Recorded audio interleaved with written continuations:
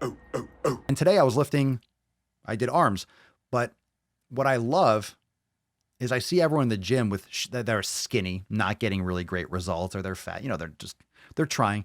People that are lifting, but there are a lot of people lift heavier than me in the gym, or they're grabbing heavier weights for a certain exercise. I'm over here with 5-pound or 10-pound dumbbells for my posterior deltoid, and I'm really squeezing, it doesn't matter what the weight is.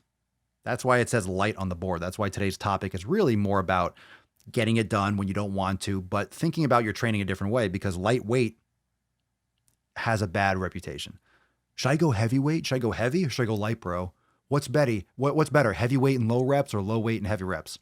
Irrelevant. It's absolutely irrelevant. What the weight says, whether it says 5, 10, 15, 20, 100, it doesn't matter. It's relative to your form. It's relative to the time under tension. It's relative to how much body control and how much that muscle that you're trying to hit, muscle or muscles, how much those muscles are actually working during that movement.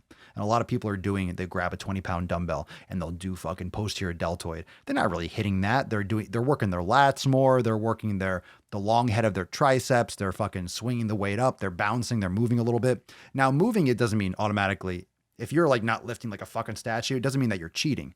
Moving is fine. Moving can counterbalance the weight. Moving can counterbalance your center of gravity. Moving can give you a little bit more cushion so you don't put a lot of pressure on your joints or your lower back. So moving doesn't mean you're cheating, but you have to be more advanced. You have to really be more towards like a very advanced and like pro level to really, those of you that have been lifting for a long time that have extreme muscle control to really do that kind of like rocking and cheating motion properly. If you're a beginner, chances are you're going too heavy, which is why you're rocking. So it's very important to teach muscle control, but that's why yoga, that's why all these different stabilization trainings, a lot of you those of you that have Swolenormous X Unlimited, that do the 90-day dash, that do Swole season, that's seen the awareness workouts and the stabilization, the mobility workouts and things like that.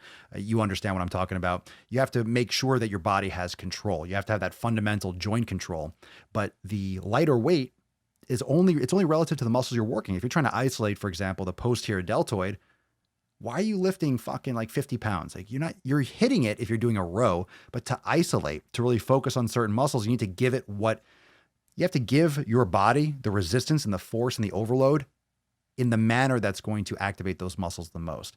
And I just don't want you to get hell bent on always lifting more. It's very easy to see, okay, I'm lifting 10 pounds. I'm doing better if I lift 15 because 15's more. So 15's better. That's not true. It's just not true. Just because the number is larger doesn't mean it's a better weight. Doesn't mean it's something that you need to aspire to get to. I still do posterior deltoid with certain exercise. I'll still use, today, I had weights over there. I was doing a little circuit. I was doing bis, tris, and shoulders. And I was doing some push downs with the rope. I was doing some dumbbell curls, like concentration curls. And I was also doing posterior deltoid. And I had the 5s and the 10s, and I had the 15s. I was doing arms. I use the 5s all the time. I love 5s. I love 10s. It's fucking fire. I would crush you with a shoulder workout with 5-pound dumbbells.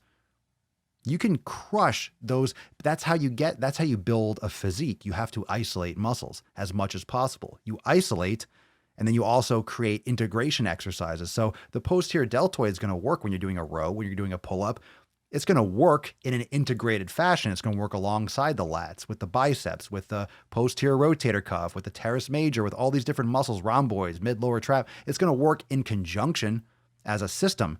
But if you're not doing isolation work and not activating those muscles, those integrated movements are not going to be as effective. Those individual puzzle pieces aren't going to be as developed and as functional. So you have to isolate them, especially if you want muscle size. And the reason why I talk so much about bodybuilding and hypertrophy is because no matter what you like to do, everyone wants to do HIIT training. Everyone wants to do all this fucking running around and just feel exhausted. And then they complain that, oh, I still have a weight around my stomach. I still have fat stomach. You need to do bodybuilding. Fucking wake up, people. People are running around trying to do CrossFit to get a physique. That's not how you get a physique. It's from lifting fucking weights. It's from doing bodybuilding style training. It's from developing individual muscle groups and providing progressive overload to build a physique. So you can do cardio. You can do the cardio of your choice. You can do HIIT workouts. But if your program doesn't fundamentally focus around developing your physique, you're not going to get your physical aesthetic results necessarily. And everyone's different. Some people develop differently. Some people can do random shit and build muscle and just like, okay, it just happened to work that way. But a lot of people want to look a certain way, but they don't train that way.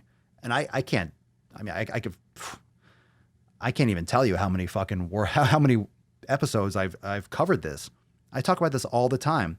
Your training has to map to what you want in the results category. So do you want to get better at swimming? Then you got to swim. Do you want to get better at cycling? Guess what you have to do? You want to get better at cycling? Don't fucking go running every day. You got to go cycling. Get on the fucking bike and start putting in work. Yeah, you can cross train and do other things. But if you want to look a certain way, if you want to fucking look and have a physique, you got to lift some fucking weights. Thanks for watching, fam. Make sure to subscribe to the Daily Swole podcast on YouTube so you can catch the live streams every single day.